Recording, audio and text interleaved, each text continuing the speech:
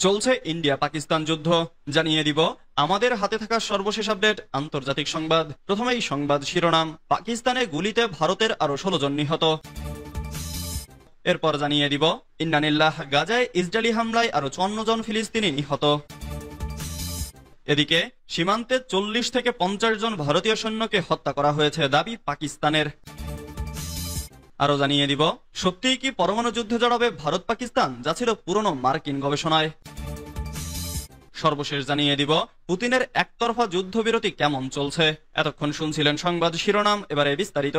তবে অনুরোধ থাকবে ভিডিওটিতে একটি লাইক করবেন এবং কমেন্ট করে জানিয়ে দিবেন কোন জেলা থেকে আপনি আমাদের এই ভিডিওটি দেখছেন।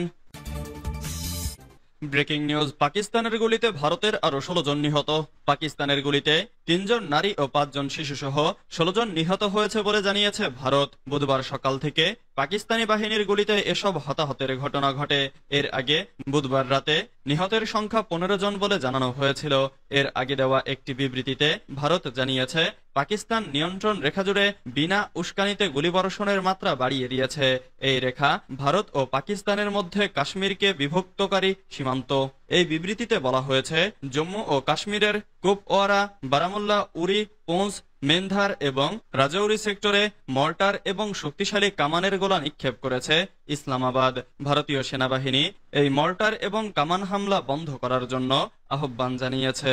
এদিকে পাকিস্তানের বেশ কয়েকটি স্থানে বিমান প্রতিরক্ষা রাডার এবং ব্যবস্থাপনাগুলোকে লক্ষ্য করে হামলা চালানোর দাবি করেছে ভারত। ভারত সরকারের এক বিবৃতিতে বলা হয়েছে এটা নির্ভরযোগ্যভাবে জানা গেছে যে লাহোরের একটি বিমান প্রতিরক্ষা ব্যবস্থা নিষ্ক্রিয় করা হয়েছে।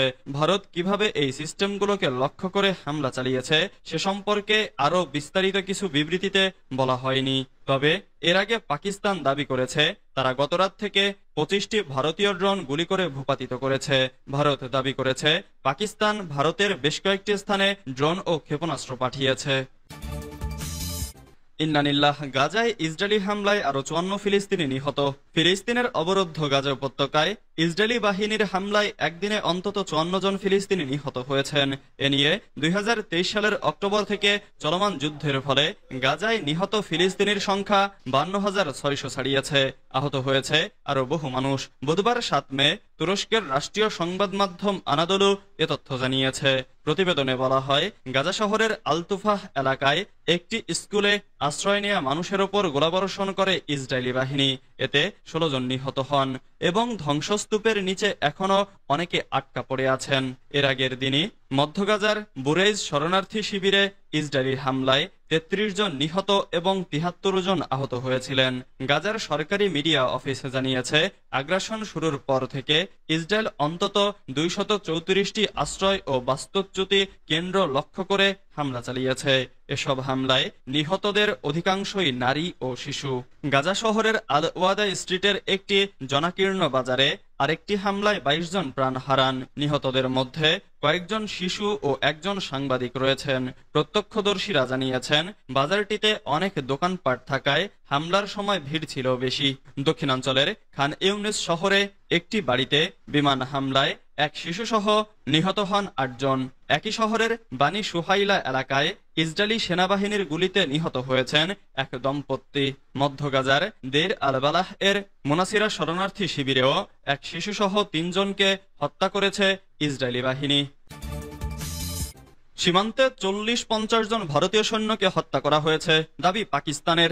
বিতর্কিত কাশ্মীর অঞ্চলের ভারত ও পাকিস্তান শাসিত অঞ্চলের মধ্যবর্তী সীমান্তে 40 থেকে 50 জন ভারতীয় সৈন্যকে হত্যা করা হয়েছে বলে দাবি করেছে ইসলামাবাদ। বৃহস্পতিবার 8 মে পাকিস্তানের তথ্যমন্ত্রী আতাউল্লাহ তারার জাতীয় পরিষদে আইন প্রণেতাদের উদ্দেশ্যে দেওয়া এক ভাষণে এই দাবি করেন। তবে ভারত এ বিষয়ে এখনো কোনো মন্তব্য করেনি। আতাউল্লাহ আরো বলেন, আমরা কার্যত সীমান্তে তাদের সামরিক স্থাপনাগুলো উড়িয়ে দিয়েছি। স্কাই নিউজের লাইভ প্রতিবেদনে বলা হয়েছে ভারত থেকে তাদের প্রতিবেদক নেভিল লেজারুস বলেছেন গত 2 দিন ধরে নিয়ন্ত্রণ রেখা জুড়ে খুব ভারী গোলাবর্ষণ হয়েছে যা এখনো চলমান রয়েছে। এদিকে ভারতীয় পুলিশ জানিয়েছে পুঞ্চ জেলায় ভারী গোলাবর্ষণে কমপক্ষে 16 জন বেসামরিক নাগরিক এবং 1 জন ভারতীয় সৈন্য নিহত হয়েছে। এছাড়া পাকিস্তান আরো বলেছে তারা ইসরায়েলে নির্মিত 25টি ভারতীয় ড্রোন ভূপাতিত করেছে। ভারত বলছে তারা 15টি ক্ষেপণাস্ত্র ভূপাতিত করেছে। সত্যি কি পরমাণু যুদ্ধে জড়াবে ভারত ও পাকিস্তান, যা ছিল পুরনো মার্কিন গবেষণায়? ভারত পাকিস্তানের মাঝে চলছে টানটান উত্তেজনা।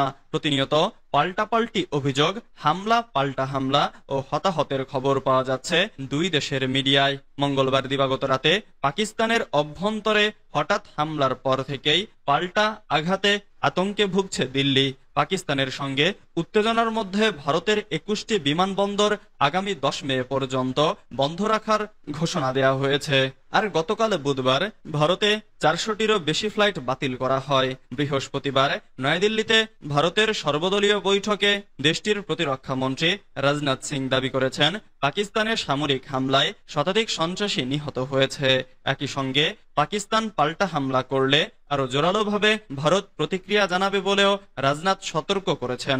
এছাড়া এদিন লাহোরের এয়ার ডিফেন্স সিস্টেম উড়িয়ে দেওয়ার দাবি করে বিবৃতি দিয়েছে ভারত। তবে ভারত কিভাবে এই সিস্টেমগুলো লক্ষ্য করে হামলা চালিয়েছে সে সম্পর্কে বিস্তারিত কিছু বলা হয়নি ওই বিবৃতিতে। এর আগে পাকিস্তান দাবি করে তারা গতরাত থেকে ইসরায়েলের তৈরি 25টি ভারতীয় ড্রোন গুলি করে ভূপাতিত করেছে। সব মিলিয়ে ভারত পাকিস্তানের মধ্যে যুদ্ধাবস্থা নিয়ে চিন্তিত বিশ্ব। তবে এ যুদ্ধ যে বাঁধবে তা আগেই নাকি আন্দাজ করেছিল মার্কিন যুক্তরাষ্ট্র। 2019 সালে যুক্তরাষ্ট্রের রাটগার্স বিশ্ববিদ্যালয়ের এক গবেষণায় এমনই আশঙ্কা করা হয়েছিল। পুতিনের একতরফা যুদ্ধবিরতি চলছে কেমন?